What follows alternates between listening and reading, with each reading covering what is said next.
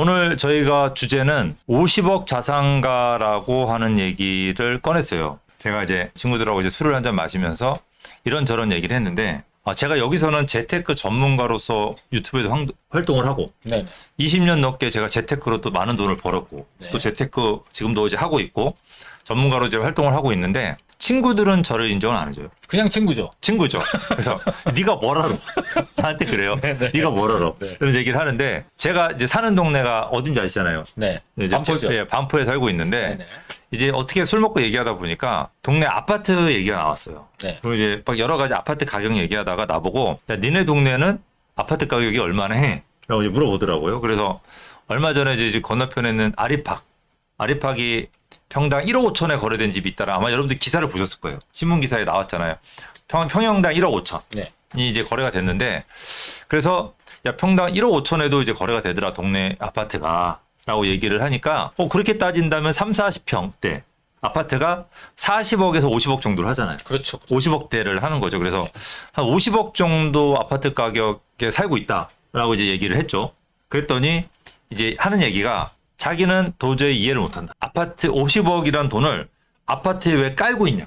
내가 만약에 그 50억이라는 그 아파트가 있었다면 그 아파트 팔고 그 친구가 이제 수원에 살거든요. 네. 그럼 이제 광교라든지 영통 쪽에 큰 아파트 하나 사고 넓은 아파트 뭐 15억, 뭐 20억 정도 있어서 하나 사고 그렇죠. 그다음에 뭐 10억 또 10억이면 또 넓은 거 사거든요. 영통 맞아요. 쪽은. 네, 10억이면 사니까 그래서 10억대로 하나 사고 나머지는 건물을 사가지고 월세를 받으려고 한다. 그래서 도저히 그 사람들 머릿속 왜 그런 걸 그렇게 아파트 한 채에다 그렇게 큰 돈을 묻어 놓는지 이해를 못 하겠다는 얘기를 하더라고요. 어떻게 생각하세요? 근데 이제 단순하게 보면은 이제 뭐 현실적으로 뭐 T에 이제 MBTI가 T에 계신 분들은 꼭 그게 현실성 있고 실효성 있고 또 노후 대비도 확실하게 되지 않나? 사는 집도 넓게 살고 그다음에 매달 나오는 월세도 나오니까 뭐 당장 노후 대비 걱정하지 않고 그리고 건물이라는 것도 시간이 지나면 땅값도 오르고 하고 뭐 서울만큼 오르지 않더라도 조금은 좀 오르는 추세를 계속 이어가지 않을까? 뭐 현실성 있다고 생각이 됩니다. 그래서 제가 이렇게 얘기를 했어요. 야, 네가 그 사람 걱정할 필요 없다. 왜냐면 이 50억 갖고 있는 그 아파트 주민들은 이 아파트값 50억 말고 또 그만큼의 또 현금을 보유하고 있을 수도 있다. 그렇게 얘기를. 그렇지. 그 아파트만 50억 깔고 있는 게 아니고 또 다른 자산이 있다면 네. 내가 이해를 한다. 난 그 얘기를 하더라고요. 내가 그 얘기를 하니까 그러면 이해를 하겠다는 말을 하더라고요. 근데 제가 가만히 생각해 보니까 50억이라고 하는 그 아파트를 깔고 있잖아요. 근데 그 50억이라고 하는 돈을 사람들이 다 주고 들어왔냐 이거예요. 술을 마시고 이제 집에 가서 지하 주차장에 차를 대잖아요. 네. 그럼 우리 아파트 주차장에 보면은 차가 외제차가 한 40%, 네. 평범한 국산차가 한 60% 정도가 돼요. 생각보다 많네요. 네. 그러니까 강남에 40억대 이상의 아파트를 살고 있는 사람들도 국산차를 모르는 사람들이 굉장히 많은 거죠. 국산차가 좋다 나쁘다가 아니고, 네. 그러니까 우리가 고급차, 우리가 흔히 하는 뭐 벤츠 S급, 굉장히 비싼 1억이 넘는 이제 고급차, 그 다음에 그렇지 않은 1억 약간 5천대에서 6천대 정도의 중형차, 네네. 이런 이제 비율을 따져본다고 한다면 그 이하 네. 따져본다면 한 20% 정도가 1억 이상의 고급차. 20%밖에. 20%. 그리고 80% 정도가 한 5천대, 6천대 이하의 좀 약간 집 팔고 7천 하죠. 요즘 그거 한 6, 7천 정도 하는 네. 그 금액대 이하의 차가 대부분인 거죠. 그러니까 이게 보면은 우리가 강남에 50억대 아파트를 갖고 있는 사람들이라고 해서 그 사람들이 엄청나게 돈을 많이 벌고 또는 내가 50억 있는데 이 사람은 1, 200 정도 더 있어. 그러니까 너 걱정하지 마. 라고 한 게 아니고 1, 200이 없이 그 아파트가 전재산인 사람도 생각보다 많을 거라는 거예요. 우리가 일반적으로 생각할 때는 뭐 저야 이제 뭐 현장 답사도 해보고 그런 분들을 많이 만나니까 실상은 알 수 있다 하더라도 일반인들이 생각하기에 50억 정도 되는 아파트에 살고 있는 사람이면 벤틀리 정도는 타지 않을까? 벤틀리는 아니더라도 아까 얘기한 뭐 BMW S 정도는 타지 않을까? 대부분 다.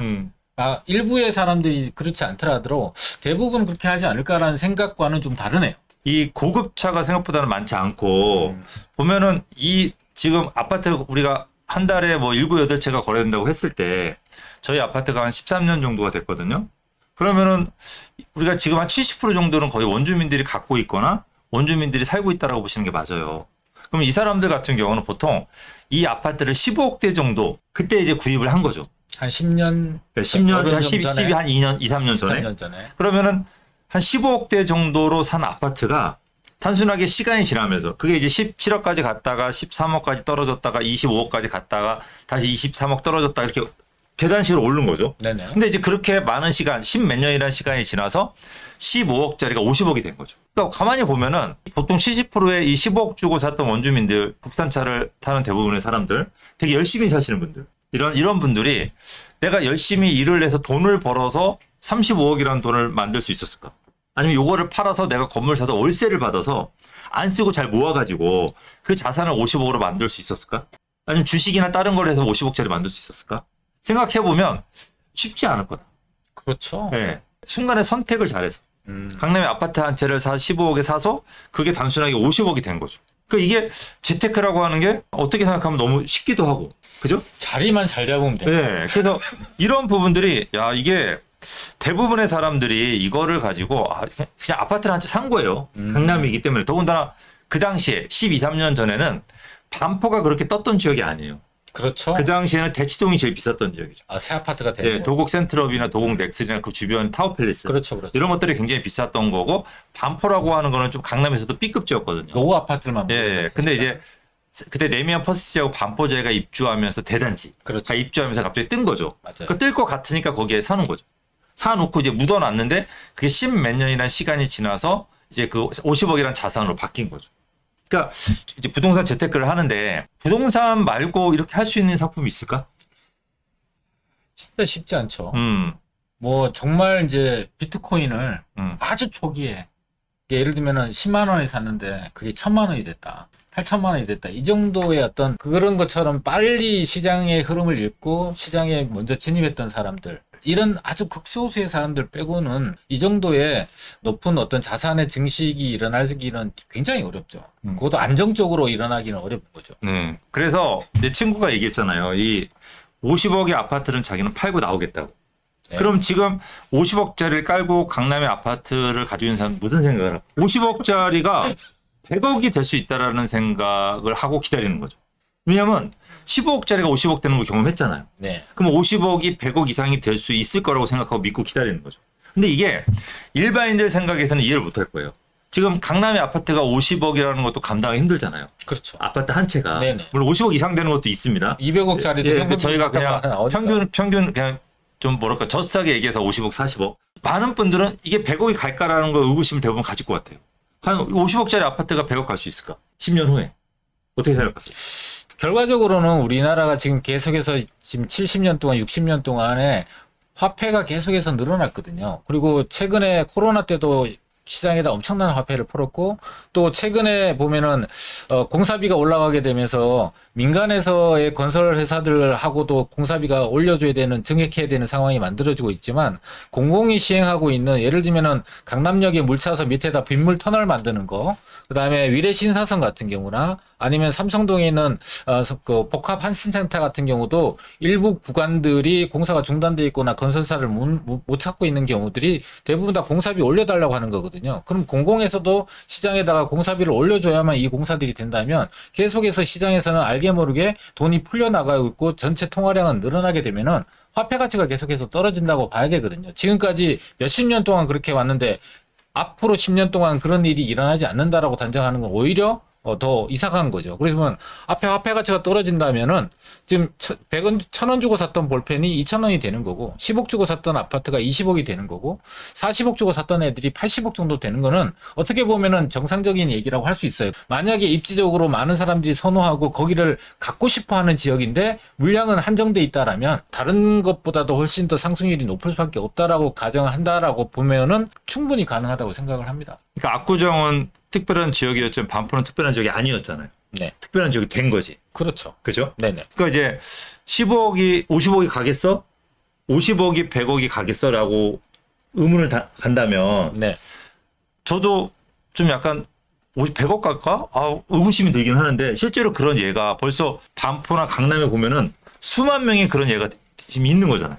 잠실의 아파트도 10억 가던 게 지금 25억 가는 거. 이런 거 수많은 예, 두 배 이상 뛰는 너무 많죠. 너무 많잖아요. 그러니까 되겠어가 아니고 이제 된다라고 봐야죠. 그러니까 여기 이제 마이클 김님이 40년 전 1억 주고 산 아파트가 40억 되었음. 강남 주민들의 이야기임. 그리고 강남 원주민들은 돈 별로 없음 이렇게 써놓으셨는데 실제로 강남 주민들한테 들었다는 얘기잖아요. 실제로는 이거 1억이 아니고요. 33년 전에 반포에 있는 아파트는 2,800만 원 했습니다. 그러니까 2,800만 원이 지금 40억 된 거예요. 사실 실제로 따지고 보면은. 물론 이제 그때만큼 화폐에 늘어나는 양이 많지는 않지만 그리고 화폐 가치 단위도 지금하고 좀 많이 달랐죠. 잘했죠. 근데 네. 이제 그때보다는 우리가 좀 그때는 물가 상승률도 높았으니까 근데 돌아보면 제가 28년 전에 3천만 원 정도 있었거든요. 네. 실제로. 근데 부동산을 몰라갖고 음. 그때는 부동산 투자하지 못했기 때문에 40억 아파트가 되는 거를 그때는 가질 기회가 없었던 거죠. 그래서 자 그러면 50억짜리가 100억이 된다라는 전제 하에 내 재테크 전략을 펼치는 게 맞잖아요. 네. 그죠? 반포가. 그쵸. 그럼 반포가 50억이 100억이 되면은 용산이나 다른 데도 얼마까지 갈 거라는 게 될 거잖아요. 그렇죠. 예상이 가능하죠. 당연하죠. 이제 네. 그런 여러분들이 그런 재테크 전략을 펼치고 음. 이제 두 번째로 제가 이제 봐야 될 거는 어쨌든 이 재테크만큼 이 안전하고 좋은 투자처가 없다라는 거잖아요. 부동산 재테크. 부동산 재테크 네네. 이거만큼. 그러면은 우리가 자 이거를 자 생각해 보면 아까 내 친구가 그랬잖아요. 자기는 50억짜리를 팔고 분산하겠다고. 그죠? 그러면 자 만약에 내가 이걸 15억짜리 아파트가 50억이 됐잖아요. 네. 그러면 이 15억을 그 당시 이걸 안 사고 5억씩 쪼갰어. 그리고 다른 데 주변에 투자한 거지. 세 다른 개를 데. 산 거죠. 그러면 이제 그게 15억씩 된 거죠. 그럼 45억 된 거잖아요. 네네. 그죠? 네. 이거랑 그다음에 강남 아파트 한 채 15억짜리가 50억 된 거랑 네. 이 차이가 있을까? 이 반포 아파트가 15억 할 때 네. 나홀로 아파트들은 한 5억 정도 했어요. 강남에. 나홀로 아파트들. 얘네들이 지금 15억에서 20억을 해요. 그렇죠. 20억 그러면 정도. 이거를 3개 투자하신 분들 같은 경우는 지렛대 효과, 그러니까 전세를 끼고 사신 분들은 더 작은 돈을 가지고도 어쨌든 그 돈은 돼 있는 거죠. 강남에서도. 그러니까 한 가지만 그 방법이 있는 게 아니죠. 여러 가지 방법이 네. 있다. 나눠서 했어도 만약에 강남이라는 지역만 선택했다면 네네. 충분히 같은 돈이 됐다라는 거죠. 가치가. 네네. 그 나눠서도 할 수 있었다는 거죠. 그러니까 이 재테크 방법이 우리가 이제 강남이 됐다고 해서 이것만 바라보는 게 아니고 굉장히 다양한 방법이 있고 그다음에 이 반포라고 하는 지역이 15억이 50억이 됐다라고 하는 거는 이게 그 반포가 그 당시에 뜨지 않았기 때문에 네. 대치동처럼 뜨지 않았기 때문에 저평가되어 있는 상태에서 들어가서 그 동네가 최고 동네가 됐기 때문에 뛴 거란 말이에요. 이해하시겠죠? 그럼요. 그러면 제2의 반포죠. 이렇게 10년이란 시간을 묻어놓고 50억이 될 만한 자리가 어디 있을까? 이제 이거를 여러분들하고 이제 고민해보고 이렇게 이미 뻔하게 이미 됐잖아요. 네. 그러면 그걸 타산지적 삼아가지고 우리도 뭘 해야 되잖아요. 네네. 그럴 자리가 어딜까라고 한번 생각을 해보는 거예요. 찾아볼까. 그렇죠. 그런 이게 자리를. 우리 그런 시간이 좀 제일 필요하지 않을까. 그럼요. 우리 시청자분들이 이제 그렇게 될 지역이 어디냐 이게 되게 궁금할 것 같고 많이 유명하거나 알려진 지역들도 있겠지만 이제 숨어 있는 지역들도 있다는 거죠. 제2의 반포를 저희가 10년이란 기간 동안에 15억짜리가 50억이 됐잖아요. 네네. 그러니까 이게 지금 반포만의 일이 아니라는 거죠. 그럼요. 예, 이게 건너편에 이 강남 사람들이 그대로 옮기는 지역들, 옮겨가는 지역들이 또 제2의 반포들이 막 우죽수 좀 생기고 있잖아요. 그러니까 어디냐면은 강남 바로 건너편에 성수동. 그렇죠. 성수동 같은 경우도 장난 아니죠 지금. 아, 엄청나죠. 예, 지금 뭐 강남보다 더 비싼 아파트가 우후죽순 생기고 있잖아요. 어떤 게 있죠? 뭐 트리마제, 아크로포레스트 그다음에 뭐 갤러리아 포레 이런 것들이 대표적이었죠. 한때 미분양이 나서 그게 뭐 저게 너무 높은 가격이 아니냐 그랬는데 그 분양가보다도 훨씬 가격이 많이 올라 버렸죠. 네. 뭐 대표적으로 이제 트리마제가 가장 최근에 한강변에 있는 아파트가 됐고 또 재개발 중에서도 유일하게 한강변에 한강 르네상스에서 살아남은 이 성수동 전략정비구역 같은 경우도 예전엔 빌라가 1, 2억 정도 했거든요. 근데 지금 20억이 넘죠. 10배 이상 뛰었다고 볼 수가 있는 거죠. 그러니까 이제 건너편에 그 한남 뉴타운 같은 경우도 그렇잖아요. 그렇죠. 강남에서 접근성이 네. 가장 같고 다리 하나만 건너면 갈 수 있는 곳 중에 대표적인 것이죠. 그러니까 이제 한남 뉴타운 같은 경우도 저희가 보통 제가 한 20년 전에 한 3억대 사드렸어요. 3억대. 이 빌라를.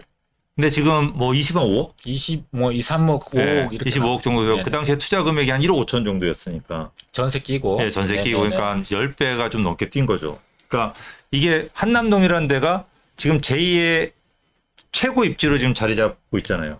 그죠? 이 최고 입지로 한남동 같은 경우도 그렇고 그다음에 옆에 지금 잠실 같은 경우 최근에 또 핫하잖아요. 잠실 진주 아파트라든지 뭐 음. 장미 아파트 5단지 뭐 이런 것들이 또 거기에 대한민국을 대표하는 랜드마크 빌딩인 롯데 타워가 있잖아요. 뭐 555m. 저기 이제 강원도 놀러 갔다가 서울 가까이 왔나를 지표로 삼는 게 이제 제로스월드 꼭대기가 보이냐 이거죠.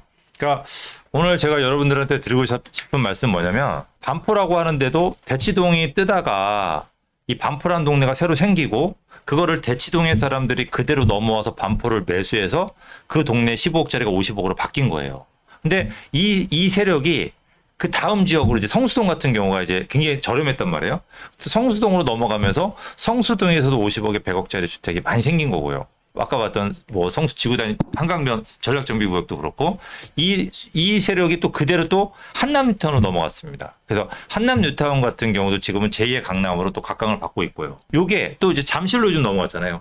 또 잠실로 넘어가 또 잠실 같은 경우도 10억 가던 아파트가 지금 25억으로 가고 있고 요거를 갖다가 묻어놓으면 또 이게 자연스럽게 25억짜리가 또 50억으로 갈 수 있는 또 그런 자산의 길을 또 계단을 밟아 갈 거고요. 그래서 이제 앞으로 우리가 그러면은 굉장히 작은 돈으로, 그러니까 지금처럼 앞으로 제2의 강남, 제2의 반포가 될 자리가 어디가 될 거냐 저희가 한번 준비했습니다. 네네. 그래서 자 옛날에 이제 압구정이 최고 지역이었다가 압구정 사람들이 강남 대치동으로 넘어갔습니다. 네네. 건너갔죠 대치동으로. 네. 대치동 사람들이 그대로 이제 반포로 넘어갔습니다. 반포. 그러니까 자 강남 사람들, 이 반포에 있는 강남 사람들이 압구정 반포에 있는 사람들이 이제 성수동으로 넘어갔죠. 성수동으로 이렇게. 그리고 이 성수동으로 넘어갔던 또 강남 사람들이 그다음에 한남동으로 이렇게 넘어갔습니다. 한남동. 그리고 요게 지금 잠시까지 넘어간 겁니다. 이렇게. 이게 보면 특징을 알 수 있지 않나요? 이게 보면? 그러니까 요게 강남이라고 하면은 대치동, 반포, 압구정동을 한 덩어리로 본다면 여기서 강 건너면 여기서 강 건너면 여기서 탄천 건너면 이렇게 되네요. 최근에는 이 반포 쪽이 방배동으로 넘어오고 있습니다. 아 그렇죠. 네, 방배동에 최근에 이제 재건축되면서 아파트들이 새 아파트가 생기면서 지금 방배동으로 넘어오고 있고, 그러면 이 다음 지역이 어디냐 이거죠. 아 그렇죠. 다음 지역. 이제 우리 모습님이 용산이라고 말씀하실 것 같다. 네. 그럼 당연히 자 아까 한남뉴타운 용산입니다. 그러니까 아까도 제가 강남에서도 압구정하고 대치하고 반포를 제가 분리했잖아요. 네네. 그 최근에는 개포. 아 그렇죠. 그러니까 개도 포기한 동네가 개포였잖아요. 네. 지금은 개도 포르쉐 타고 다니는 데가 개포입니다. 그렇습니다. 그죠? 그래서 개포로 넘어왔고 이게 지금 용산으로 넘어간 거예요. 용산. 이 한남뉴타운으로 넘어간 거죠. 자, 그러면 이게 이제 용산에서도 이게 끝이 아니고 자, 용산에서 이천동까지 갔잖아요. 그죠? 이천동까지 이렇게 넘어갔고. 그럼 이제 이 다음에 어디로 가겠냐 이거야. 이 사람들이. 보면은 갈 수 있는 데가 정해져 있습니다. 자, 여기 후암동.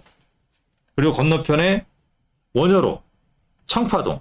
자, 이렇게 이제 건너갈 거고, 반포에 있는 사람들이 흑석으로 건너가요, 이렇게. 흑석으로. 그 다음에 이 노량진 쪽. 이렇게 이제 한 단계씩 넘어가는 거죠.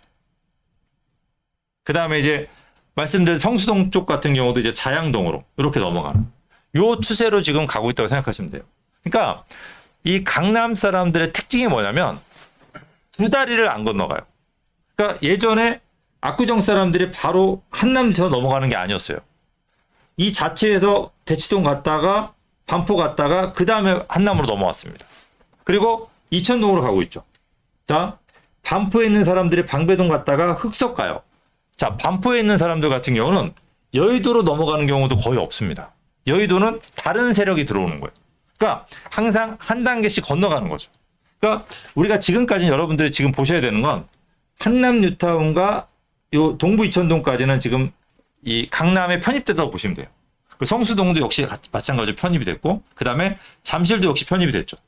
그 다음에 지금 넘어가는 지역이 어디냐면, 자, 후암동, 그 다음에 청파동, 이 원효로. 여기가 지금 이 다음 단계로 넘어갈 동네가 되는 거고요. 그 다음에 성수동에서는 자양동이 그 다음 단계로 넘어갈 동네가 되는 거죠. 그 다음에 밑으로는 지금은 이 흑석동이라는 동네가 전체 개발이 안 됐잖아요. 그러니까 부분적으로 재개발되다 보니까 아직은 낡은 집들이 중간에 산재된 게 굉장히 많아요.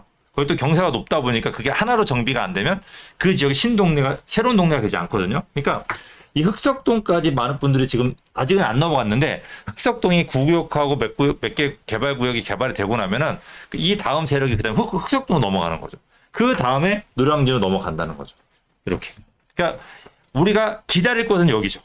기다릴 곳은. 그러니까 지금 강남 사람들 넘어갈 그 다음 지역에 가서 우리가 대기를 할 필요가 있다라는 겁니다. 이렇게. 이렇게 보면 이제 파란색 지역들로 다음 이제 강남 사람들이 또는 이제 자본력이 있는 사람들이 옮겨가면서 그 지역들이 이제 부자 동네로 바뀌는 거죠. 네. 그렇죠? 그러면 부자 동네로 바뀌면서 사람의 인적 네트워크도 바뀌게 되고 또 인프라들도 새롭게 바뀌게 되면은 우리가 그냥 옮겨가면서 부촌이 된다라는 개념이 아니라 그 지역의 어떤 여러 가지 구성 요소들이 다 바뀌게 되면서 고급화되는 거고 또 사람들이 몰리게 되면은 지금은 없던 기반 시설이 필요한 상황이 만들어져요. 그래서 추가적으로 여러 가지 개발 계획들이 추가적으로 지금은 없던 게 새롭게 나오고 있는 상황이 되는 거죠.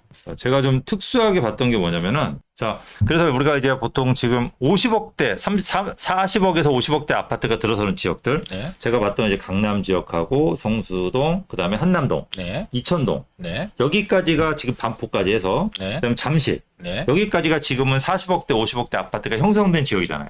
그리고 앞으로 형성될 지역은 이제 자양동이나 흑석동, 그다음에 원효로, 청파동, 후암동 이렇게 이제 건너갈 수 있는 지역이 한계가 되어 있는 거죠. 이렇게 되어 있는데 얼마 전에 우리가 포제스 한강 보고 깜짝 놀랐어요. 그렇죠. 왜냐하면 포제스 한강은 이게 한 달에 걷는 거잖아요. 한참 건넜던 한참 건넌 거죠. 그러니까 네. 왜냐하면 자양동이 아직 안 됐는데 포제스가 벌써? 네. 근데 포제스가 30평대는 분양이 다 됐단 말이에요. 40억대죠. 40억대로 분양이 됐단 말이에요. 근데 이건 어떻게 된 거냐? 네. 이거는. 돌연변인가? 그래서 여러분들이 아셔야 될 건 뭐냐면 포제스가 그냥 한강변이기 때문에 40억대로 자리 잡고서 거기가 40억대에서 또 50억대, 60억대로 올라갈 수 있어요. 근데 그러기에는 하나를 건너뛰었잖아요. 네. 그죠? 사람들의 인정을 받지 못한 거예요. 그러니까 집을 정말로 잘 짓겠다라고 했지만은 그래도 인정을 받지 못한 거기 때문에 우리가 이제 흑석동에 보면은 나름대로 그 옛날에 김연아가 샀던 나홀 아파트가 언덕 위에. 있어요. 예. 네. 그거 같은 경우도 그 당시에 흑석동 아무도 인정해주지 않고 건너가지 않는 지역이었어요. 네네. 근데 먼저 건너갔던 거예요. 네. 그거 가격 안 올랐잖아요. 그쵸. 그러니까 포제스 같은 경우도 그런 일을 당할 수가 있어요. 그러니까 왜냐하면 자양동이 다 개발이 되고 나서 그때 넘어갔다면 자양동이 40억대가 형성되고 나서 그때 포제스가 들어왔다고 한다면 포제스도 안전하고 괜찮은 자산이 될 수 있는데 아, 쭉 지속적으로. 예. 근데 얘는 한 달을 건너뛰었기 때문에 음. 이거는 굉장히 리스크가 있다라는 거죠. 그러니까 그런 부분이 이제 포제스의 약간 단점인 거죠. 그러니까 이렇게 여러분들이 생각하시면 될 것 같아요. 그래서 저희가 보는 거는 마크리스, 흑성 마크리스. 그래서 저희가 보는 건 뭐냐면 여러분들이 이런 자리를 선점을 해야 된다고 저는 이제 생각을 하는 거죠. 그러면은 우리가 투자를 할 때 거기를 투자해도 될까를 망설이게 되고 좀 미래에 대한 불확실성이 있는데 지금 우리 킹콘대가 얘기하는 그런 흐름과 기준을 잡는다면 상당히 이거는 좀 확신을 갖고 가도 되는 지역으로 볼 수 있잖아요. 거기에다가 추가적으로 더 많은 어떤 호재들이 더 얹어지게 되면은 빨리 될 수도 있고 가격이 좀 빨리 변할 수도 있고 또 그 지역에 대한 선호도가 다른 데보다 비슷한 입지역이랑 확장되는 데보다도 좀 더 선호도가 높고 희소성이 높아질 수 있는 그런 요소들도 있지 않을까라는 생각을 해봅니다. 그래서 하나하나를 좀 더 자세하게 좀 특징적인 부분들 좀 짚어주면은 우리 시청자분들한테 도움이 될 것 같아요. 네. 자, 이제 판교는 어떤가요? 제2, 제3 테크놀로지. 판교.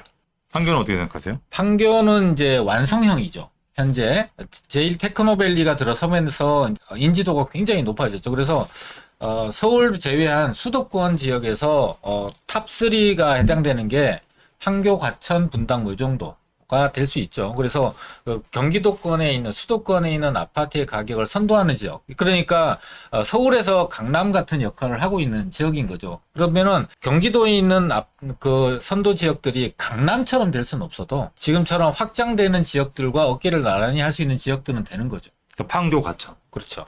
판교, 과천 같은 네. 경우 그렇게 될 수 있고요. 지금 이문정 님이 서부 이청동도 부촌으로 변모할 테오라고 했는데 우리가 한강로하고 서부 이천동은 이미 부촌입니다. 네. 이제 거기는 이제 30억대 이상의 아파트가 이제 형성이 될 걸로 이제 거의 다 자리 잡힌 지역이잖아요. 아까 동부이천동만 동그라미 쳐서 그런 거예요. 그리고 이 한강로 같은 경우는 뭐 제가 봤을 때는 그 40분 질대 같은 경우는 그렇죠. 거기가 아마 40억에서 50억대 정도 들어서지 않을까. 더 비싸지 않을까. 저는 30평대 기준 했을 때. 네네. 그 정도 이제 국민평형 기준 했을 때 그 정도 형성되지 않을까라는 생각이 될 정도로 이미 한강로하고 서부 이천동 같은 경우는 이제 대부분의 사람들이 인정을 하는 그래서 강남 사람들 같은 경우 자녀 명의로 많이 사준 지역입니다. 그러니까 저희가 보면은 강남 사람들이 자녀 명의로 많이 사주는 지역들이 굉장히 많이 뜨더라고요. 항상 보게 되면. 왜냐하면 그런 지역은 한 10년 정도를 내다보고 하는 거거든요. 해피만 님이 잠원이나 반포 한강뷰라면 신고가 찍고 사도 될까요? 잠원 반포에서 한강뷰. 그래서 신고가 찍어도 된다. 사도 된다. 신고가 찍고 있는데 사도 되냐는 건가요? 그 신고가로. 신고가 그러니까 물건이 네. 이제 반포나 저 한강뷰 나오는 그런 아파트들은 시세대로 나온 매물을 시세대로 줘서는 못 사요. 물론 살려고 하면 인력을 항상 올려요. 네. 그러니까 거의 신고가를 찍고 사야 돼요. 그렇게 주고 사도 되냐 이거죠. 길게 보시면 되는데 단기적으로 짧게 몇 년 안에 가격이 오르기를 바라는 그런 목적이라면은 지금 현재로는 조금 늦은 감이 없잖아 있죠. 그러니까 이게 3, 40억일 때는 네. 우리가 사도 된다고 말씀을 드렸어요. 그러니까 이게 순식간에 50억이 돼버리니까 저희도 선뜻 말씀 못 드리는 거예요. 그리고 또 하나는 정부에서 정책적으로 지금 추진하는 게 지금 양극화가 너무 심해졌잖아요. 맞아요. 서울에 우리가 그 A급지라고 하는 지역은 이미 최고가를 계속 찍고 있는 거고 그렇지 않은 아파트들 같은 경우는 지금 생각보다는 가격이 많이 안 올랐어요. 그러니까 너무 양극화가 심해진 거지. 그러면 정부의 정책은 뭐냐면 너무 위로 올라간 거는 끌어내리려고 정책을 만들 거고 덜 올라가게 뭐 덜 올라간 것들은 올라가도록 끌어올릴 거예요. 그렇죠. 왜냐하면 이게 안 올라가면 재건축 재개발이 안 되고 공급이 안 되니까 사업성이 안 나. 나오니까 그러니까 이런 정책이다 보니까 이 고점인 거를 그냥 사세요라고 말씀 못 드리겠네요. 이건 추경 매수에 해당이 되는 예, 거죠. 이거 추경 매수고 또 정부가 이거를 세금이나 여러 가지 규제를 할 거니까 굉장히 고난의 시간이 필요하지 않을까. 인내를 좀 조심스럽고 왜냐면 이제 슬슬 현 정권에서 규제를 하겠다는 얘기 슬슬 입에 나오기 시작했잖아요. 네. 이 부동산 보통 활성화 정책을 펼치지 않고 너무 오르니까. 그러니까 이제 그런 부분들 때문에 조금 쉽게 권하기가 쉽지 않다라는 말씀을 드리는 겁니다.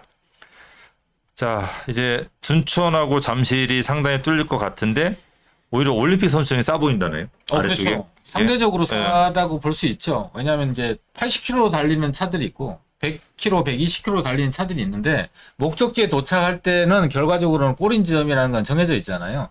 올림픽 선수촌 아파트가 둔촌보다 또는 고덕보다 그 강동구보다 쌀 수는 없잖아요, 그렇죠?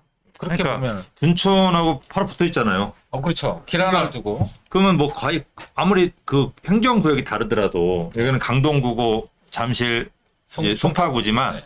거의 붙어 있고 거의 같은 지하철도 쓰고 네. 친구들도 같이 있을 거 아니에요. 그렇죠. 같이 친구 하겠지 옆에 동네가 거의 비슷한 가격대로 가지 않을까요? 제가 거기는 고등학교 나왔고. 그러니까 그 비슷한 가격으로 가지 않을까요? 거의? 그렇죠. 나중에는 그러니까 이 둔촌 주공- 헌 아파트와 새 아파트를 비교하면은 같은 가격이 될 수는 없는데 새 이제 새 아파트가 된다는 전제하에서 보면은 비슷한 가격이 형성이 될 수밖에 그래서 없겠죠. 둔촌주공 가격을 기준으로 잡고서 투자 가치 선정하면 될 것 같아요. 네. 내가 투자 금액 지금 사는 거 금액 얼마, 내 추가 부담금 얼마 해서 이 둔촌주공 아파트 가격하고 비슷하게 잡으면 굉장히 안전하죠. 왜냐하면 둔촌주공보다 싸진 않을 테니까. 이제 그런 쪽으로 기준 잡으시면 될 것 같습니다. 성수동 비싸서 못 가면 옆 동네 용답동도 대안이 될까요? 이제 용답동도 지금 현재 그 용답역 위쪽에는 이제 개발구역으로 지정이 돼 있고 아래쪽은 이제 개발이 진행되니까 구역으로 지정된 데는 일단 투자 금액이 좀 많이 들어가고요. 자본력에 따라서 좀 다르게 되는 거죠. 근데 제가 아까도 말씀드렸지만은 제가 약간은 재미없는 말씀을 드릴지 모르겠지만 강남 사람들이 건너갈 지역을 매수하라고 얘기했단 말이에요. 건너갈 지역. 그러면 강남 사람들이 아까 강남 사람들이 성수동으로 건너갔잖아요. 네. 그죠? 그러니까 이제 성수동 왔으니까 그 다음에 용답동으로 건너오니까 기다려도 되지 않을까라고 하는데 네네. 이게 강남 사람들이 아무데나 가지 않아요. 안 갑니다. 한강변을 따라서 가요. 네? 그렇죠. 그 위로 막 올라가서 노원까지 올라가. 이거 아니란 말이에요. 이거 아니에요. 이게 기본 상식이잖아요. 그러니까 용답동이 나쁘다는 얘기는 아닌데 제가 한 얘기하고 다른 거란 말이에요. 이거는 그냥 용답동은 그냥 일반 재개발 투자인 거고 그렇죠. 저희가 얘기하는 거는 내가 5억 주고 샀는데 이게 50억이 될 수도 있다. 그런 지역 가서 선점하는 게 맞지 않냐. 제가 그런 얘기를 드리는 거예요. 그러면 5억이 50억이 갈 수 있는 지역이 어디냐? 한강변이라면 그런 가능성이 좀 있다는 얘기예요. 근데 이거를 갖다가 무조건 북쪽으로 올라가면 돼요, 안 돼요? 가깝다고. 안 되는 거죠. 그죠? 그러니까 여기도 용산도 마찬가지고 남산을 끼고 있기 때문에 후암동이나 회원동이나 이런 데는 앞으로 제2의 강남 사람들이 몰려갈 수 있는 조건을 갖춘 거예요. 남산을 끼고 있으니까. 근데 용답동은 끼고 있는 게 없잖아요. 답심리역 말고는. 저기 개천 하나 끼고 있는 하죠. 개천은 좀 약하잖아, 이거는. 그래서 그게 저는 기쁘긴 예, 하죠. 그래서 이거는 좀 오늘 제가 말씀드린 내용하고 다르다는 거예요. 그러니까 따라서 자양동이나 이런 데가 뜨기 전까지는 이게 자양동 뜨고 구의동 뜨면 그 다음에 갈 수 있어요. 용답동까지. 그게 한 30년. 지금 그러니까 용답동은 용답동 자체의 재개발로 메리트가 있고 그걸로 이제 노리시면 몰라도 좀 전에 제가 말씀드렸던 제2의 강남이 될 자리는 아니라는 거죠. 강남 사람들이 몰려갈 자리는 아니니까 이 재테크에서 저희가 좀 약간 다른 전략을 펼쳐보면 어떨까라는 말씀을 드리는 겁니다. 용답동을 우리 정한님께서 아이들 명의로 선점을 했대요. 길게 보시고. 네, 길게 보시고 괜찮습니다. 그러니까 일반 네네. 재개발로 하면은 그리고 투자금 대비했을 때 내가 갈 수 없는 데를 그냥 바라보시는 것보다는 내가 할 수 있는 범위 내에서 최선의 선택을 하셨다라고 생각이 되고요. 뭐 그거는 나쁜 선택이라고 절대 얘기할 수가 없죠. 좋은데 더 좋은 선택이 있을 거라는 거예요. 제가 봤을 때는. 그 같은 좀 더, 자금으로 그렇죠. 용답동 투자할 자금으로 이제 앞으로 미래에 그렇죠. 30억, 50억이 될 곳을 네. 선택할 수 있는 저는 거죠. 용답동보다는 노량진 조금 더 좋아 보여요. 네네. 좀 왜냐면 한강변이니까. 그리고 이쪽으로 성수동 자양동 쪽이 조금 더 좋아 보이고 이런 쪽으로 해서 좀 강남 사람들이 몰려갈 자리면 조금 더 자녀 명의로 오면 오래 기다리실 거 아니에요. 그러면 제가 아까 말씀 13년 후에는 5억짜리가 야 그래도 한 30억 정도 20억 정도 될 수 있는 희망이 보이려면은 강남 사람들이 모여갈 자리를 좀 기다려 약간 제가 속물처럼 보일 수 있어요. 이렇게 얘기를 하니까. 성물이 돼야 돈을 버나요? 네, 맞아요. 굉장히 저도 원래 안 그랬는데. 이게 남한테 피해주지 않는 성물은 음. 괜찮지 않을까요? 네. 청량역 주변은 어떻게 보세요? 성향역은 일단은 이제 GTX가 두 군데, 그러니까 두 개 노선이 겹쳐지는 데가 세 군데가 있잖아요. 삼성역하고 서울역하고 청량리역. 뭐 아주 초가의 아파트들이 되는 지역은 이제 이런 환경이 중요해요. 뭐 자연 환경이라든지 교통이나 인프라가 필요한 지역이 아니거든요. 근데 중산층이 요구하는 뭐 20억대, 30억대 정도 될 수 있는 지역들, 아파트가 기준으로 그런 지역들 중에서 보면은 청량리가 거기 리스트에서 빠질 수는 없는데 청량리의 특징을 보게 되면은 청량리에 기업 일자리가 있냐는 거죠. 용산이 뜨는 이유는 공원도 있고 남산도 있지만 거기에 업무지구가 대규모로 기업 일자리가 들어서기 때문에 그게 서로 어우러져서 시너지가 발생을 하는 거예요. 서울역도 보게 되면은 서울역 위에 서울역 북부역 세권 개발이라는 게 들어서서 삼성역과 시너지를 낼 수 있는 GTX-A가 연결돼서 5분 거리의 지역, 시간 거리로 따졌을 때 5분 거리의 지역이 되니까 서울역과 삼성역이 서로 시너지가 발생을 하는 거예요. 거기에 같은 컨셉을 띠고 있는 컨벤션이라든지 이런 것들이 국제회의 전시를 할 수 있는 그런 컨셉을 가지고 있는데 청량역에 컨벤션이 있지는 않잖아요. 그렇죠? 그래서 청량역이 좋은 거는 분명한데 내가 비슷한 예를 들면 GTX가 두 개 들어서는 노선을 세 군데 지역에서 삼성은 너무 비싸니까 서울역과 만약에 청량역을 비교한다면 저는 청량역보다는 서울역을 좀 더 높게 본다. 요 정도로 설명을 드린 게 맞지 청량역이 나쁘다는 얘기는 절대로 아닙니다. 그래서 만약에 내가 서울역과 청량역을 비슷한 자금으로 내가 투자할 수 있다면 서울역을 선택하는 게 보다 좋은 선택이다. 이렇게 답변 드릴 수가 있는 거죠. 어떠다님이 오늘 방송 들으니까 50억 자산가가 될 수 있을 것 같아요. 이게 제가 이런 얘기를 좀 해드리고 싶어요. 예를 들면은 우리가 투자하고 싶어하는 지역들은 많이 알려진 지역들이고 개발 호재가 있는 지역들이에요. 근데 알려진 만큼 투자 금액이 높게 들어가요. 예를 들면은 내가 아주 용산이나 뭐 강남처럼 이렇게 투자금이 많이 들어가는 데가 아니라 그 다음 지역 같은 데가 예를 들면 내가 한 2억 5천 3억 정도를 투자해서 지금 당장 아파트가 된다면 한 16억 17억 정도 되는 아파트를 받게 되거든요.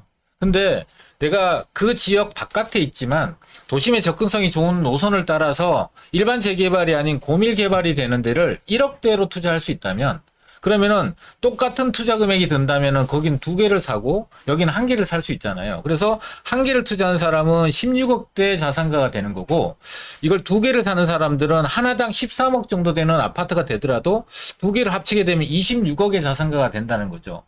이렇게 수익률에 따라서 또는 사업성에 따라서 그러니까 기준에서 부동산은 첫째, 둘째, 셋째가 입지라고 하지만 가격이라는 게 먼저 반영이 돼서 프리미엄이 많이 붙어 있는 걸 내가 주고 샀느냐 아니면은 프리미엄이 덜 붙어 있지만 앞으로 프리미엄이 붙을 수 있는 지역을 선택하느냐에 따라서 빠른 속도로 내가 16억대, 20억대 자산가가 되느냐, 30억대, 40억대가 자산가가 되느냐는 똑같은 자금으로도 이게 달라질 수가 있는 거예요. 그래서 그런 것들을 좀 구분하시면은 선별해서 투자를 하시면은 본인의 목적과 맞는 투자를 하는 게 정답이다. 이게 틀리고 이게 맞고의 문제가 아니라 둘 다 맞는 방법인데 내가 원하는 목표와 방향성과 맞는 것을 선택하는 게 훨씬 더 좋은 선택이 될 수가 있고요.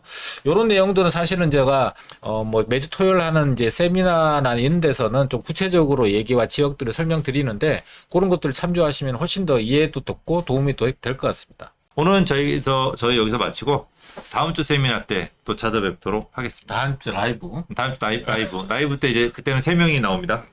감사합니다.